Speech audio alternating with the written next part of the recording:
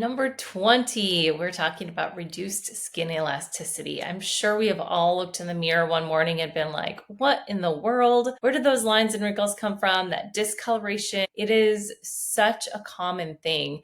And there is a really strong component. For example, testosterone, loss of testosterone affects collagen production, and so does loss of estrogen. Now, we're not even touching on other factors like thyroid. For me, when I started to develop Hashimoto's, I saw an impact on skin dryness, on just changes in skin health and hair. But overall, we're seeing slower skin turnover. It starts to slow down from about 28 days to over 40 days as we go through perimenopause and menopause. So that turnover is slower.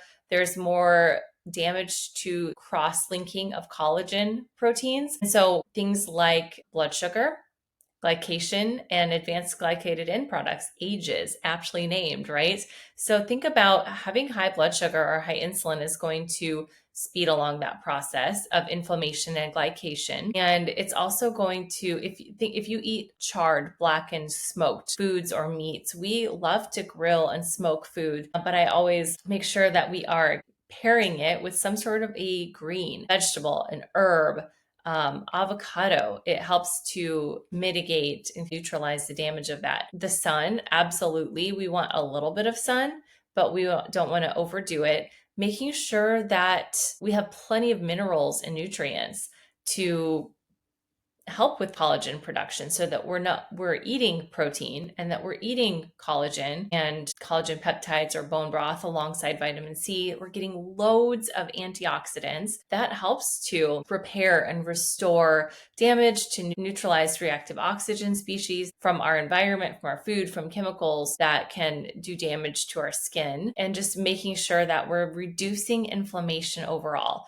And one of the ways I love to do that is with healthy fats in the diet. Protein, fiber, healthy fats. We're coming out of the same things. Antioxidants, colorful phytonutrients, things like green tea, ECGC, colorful berries and pomegranates. Or that's why we're looking at dietary diversity, is we want more of those antioxidants to lower inflammation.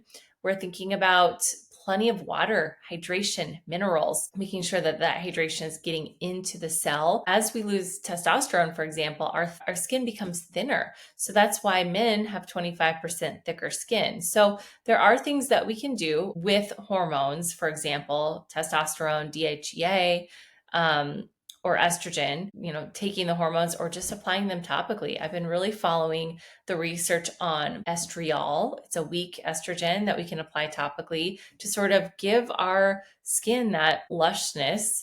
It affects all of our tissues and not just our skin. So we want to make sure that that's healthy, and then that we're eating the nutrients and absorbing and digesting them. If you are losing weight quickly or restricting calories or on a GLP, you might lose more of that subcutaneous fat that gives your face that nice shape. So making sure that you are getting enough nutrients. You can also apply some like fats, like a body biobalance oil, for example. It's a mix of omega-3, omega-6.